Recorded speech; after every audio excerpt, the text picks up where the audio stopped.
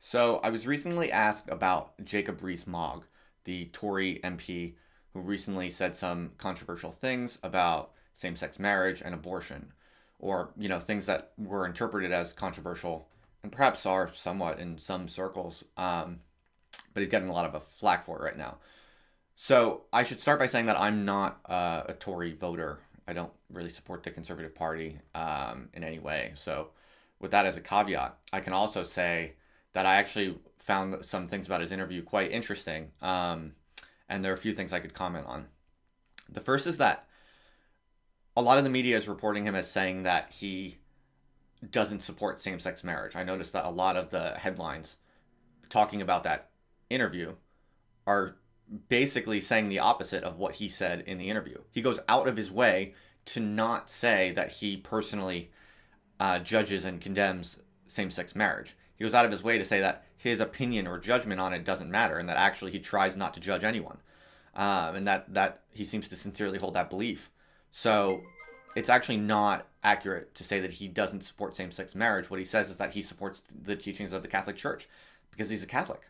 I think that a lot of people who aren't Catholic see that as a kind of dodge or a kind of insincere way of getting skirting around the issue, but it's actually not at all. It's legit. And I might add, while we're talking about this, that that's kind of one of the most brilliant things about Catholicism, in my view, which is that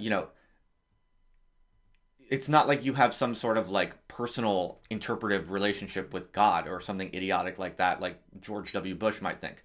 The whole point and the beauty of it is that it's not really the job of any one particular fallible human being to decide what other people should or should not do, to have their own sort of independent, creative, moral judgments about every different possible topic. The whole point is that there are long-standing traditional teachings about what is right and wrong, and even if you don't necessarily agree with some of them, you believe in the larger principle that it's not really something for you to decide, that it kind of it comes down from on high, and you defer to tradition and the authority of the church. You might like that or not like that, and even myself, I have mixed feelings about that. I'm not a wholehearted sort of subscriber to that, but there is definitely a very compelling and sophisticated defense for that way of thinking, and you could argue that that's exactly what's kind of so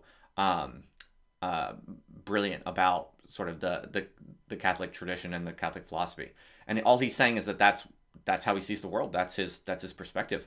And I think that that's much more sophisticated than people who just go around sort of like making all their own judgments, saying, same-sex marriage is fine and good, or same-sex marriage is bad and I find it loathsome. Like a lot of American politicians who say the most ridiculous shit in criticizing and judging people who engage in things like same-sex marriage.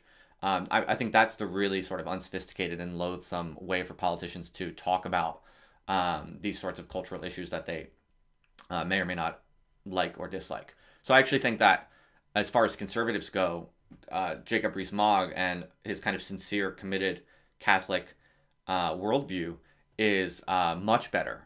Even if you're on the left, you should appreciate the conservatism of someone like Jacob Rees-Mogg much more than the crazy, stupid kind of Protestant evangelicalism of American politicians, for instance. So I find that kind of cool in its own limited way, even though I'm not a conservative. The other thing that I would comment on that I found really interesting about the interview and the more general kind of interest in Jacob Rees-Mogg right now is that it's very similar to Corbyn in the sense that it shows there is a massive reservoir of public need and demand for politicians with actual, sincere, genuine intellectual and philosophical commitments. And you may or may not like Jacob Rees-Mogg's particular philosophical commitments, but I think there's no doubt that they're legit and real in the sense of his own sincerity and authenticity, and that they're deeply held.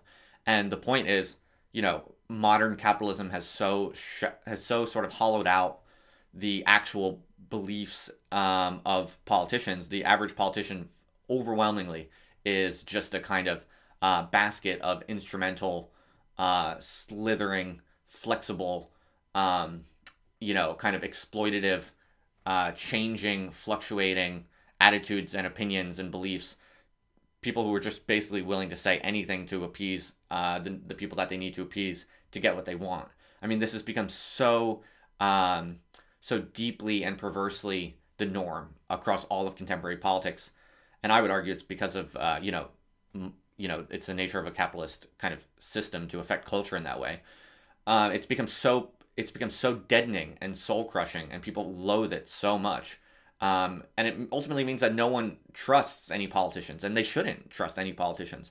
So that when anyone arises who actually just has a sincere and authentic and deeply held worldview, whatever you might say about it, it's really fucking refreshing, and it's really attractive, and it's really exciting, and people really, really want that. So I completely sort of understand and sympathize with the people who are getting really excited about someone like Jacob Rees-Mogg. And even though I'm not a conservative and I'm not a kind of, good Catholic, I'm able to definitely see and appreciate these aspects of him that are, in my view, much superior to what you see in most kind of traditional, and by traditional I mean like today's typical kind of conservative politicians. So that's what I'd say.